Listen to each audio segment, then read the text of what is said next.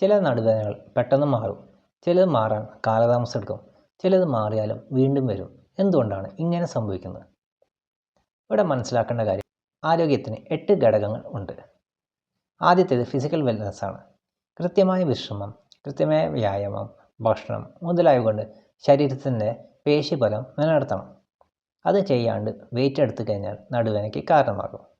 രണ്ടാമത്തെ emotional wellness ആണ്. നമുക്ക് അമിതമായ ടെൻഷനും കാര്യങ്ങളും ഉണ്ടെങ്കിൽ അത് ശരീരത്തിൽ സ്ട്രെയിൻ ഉണ്ടാക്കി മസിൽസ് എല്ലാം ടൈറ്റ് ആകും. ആ സമയത്ത് നമ്മൾ ജോലി എന്തെങ്കിലും ചെയ്തു കഴിഞ്ഞാൽ നടുവേദനയ്ക്ക് കാരണമാകും. മൂന്നാമത്തെ സ്പിരിച്വൽ വെൽനെസ് ആണ്. നമ്മളെല്ലാവർക്കും ജീവിതത്തിൽ ഓരോ ലക്ഷ്യങ്ങളുണ്ട്. ആ ലക്ഷ്യത്തിനൊത്ത് ഒരു ജീവിതം ഉണ്ടായില്ലെങ്കിൽ അത് നമുക്കൊരു വിഷമവും ടെൻഷനും കാര്യങ്ങളൊക്കെ ഉണ്ടാക്കും. ഇത് മസിൽസ് ടൈറ്റ് ആവാനും ആ സമയത്ത് നമ്മൾ ജോലി ചെയ്ത് കഴിഞ്ഞാൽ അത് നടുവേദനയ്ക്ക് കാരണമാകും. പിന്നെ വരുന്നത് ഇൻ്റലക്ച്വൽ വെൽനെസ് ആണ്. എന്ത് ചെയ്യണം, എന്ത് ചെയ്യാൻ പാടില്ല കൃത്യമായ ബോധ്യം നമുക്കുണ്ടാവണം. ഉദാഹരണത്തിന് ജിമ്മിൽ പോകുമ്പോൾ കൃത്യമായ വാമപ്പ് ചെയ്ത് കഴിഞ്ഞാൽ വെയിറ്റ് എടുക്കാൻ പാടുള്ളൂ. അല്ലാത്ത പക്ഷം നടുവെടുക്കും അല്ലേ? പിന്നെ വരുന്നത് എൻവയൺമെൻറ്റൽ വെൽനെസ് ആണ്. നമ്മുടെ ഇരിപ്പിടം, നമ്മുടെ കിടക്ക ഇത് കൃത്യമായ രൂപകൽപ്പന ചെയ്തില്ലെങ്കിൽ പോസ്ചറൽ ഇംബാലൻസ് കൊണ്ട് നടുവേദന ഉണ്ടാവും.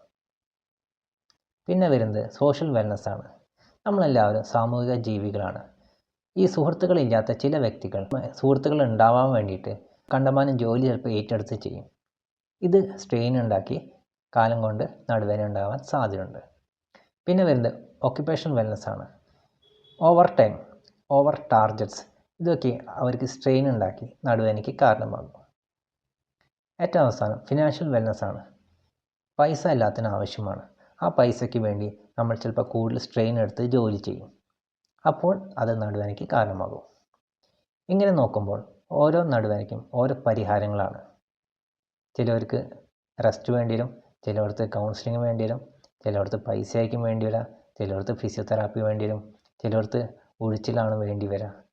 ഇതിൽ നിങ്ങളുടെ നടുവേദന ഏതിൽ പെടും?